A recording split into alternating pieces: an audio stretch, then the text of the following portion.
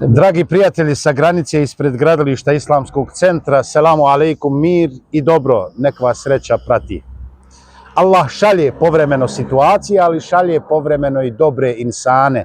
Jedan od boljih, usudio bih se reći i najboljih u današnjem danu, nedjelja, kada putnici se vraćaju za Sloveniju, Austriju i zapadnu Europu, došao nam je Mustafa Isaković, najpoznatiji učač ilahija i Kur'ana na prostorima Balkana.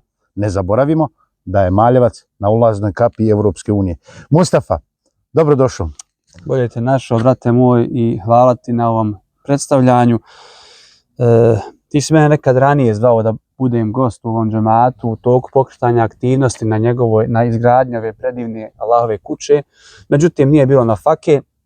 Ja se vraćam iz Slovenije, sinoć sam imao kino premijeru albuma Ilahija i Kasida u Mariboru, preksinoć u Ljubljani. I ko će, ko dragi Allah, rekao, idem preko Kladuše, svakako s nijetom da posjetim i vaš centar ovdje, da vidim dokle se došlo.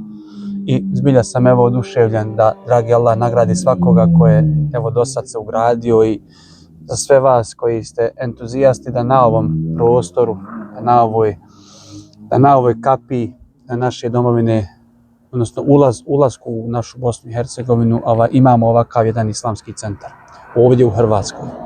Ovo je zaista raritet da nam osobe poput tebe dođu ovdje. Mi se radujemo svakome ko dođe.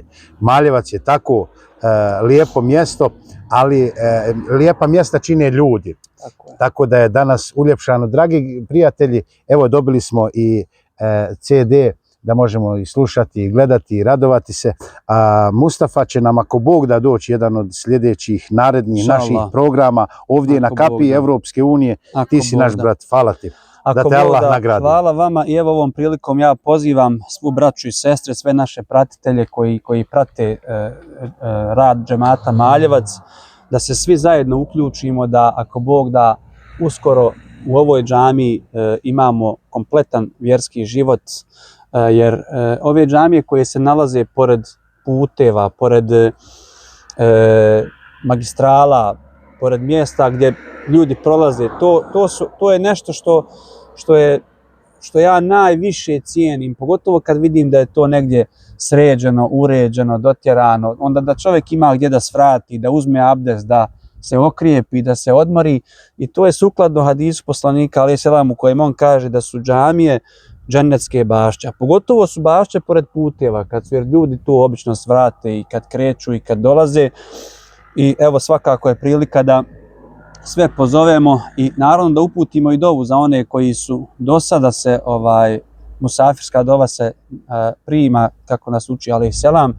Upućujem dovu Allahu dželešanuhu da sve vas koji ste do sada, dragi džematlije, dragi prijatelji ovog džemata, dali vaš prilog za ovu Allahovu kuću, Gospodar nagradi, podari vam zdravlje, čuva vam one koji volite, da vam da bereket, a oni koji nisu, evo prilike svakako da mahsus dođu, jer ovdje se ne može doći usput.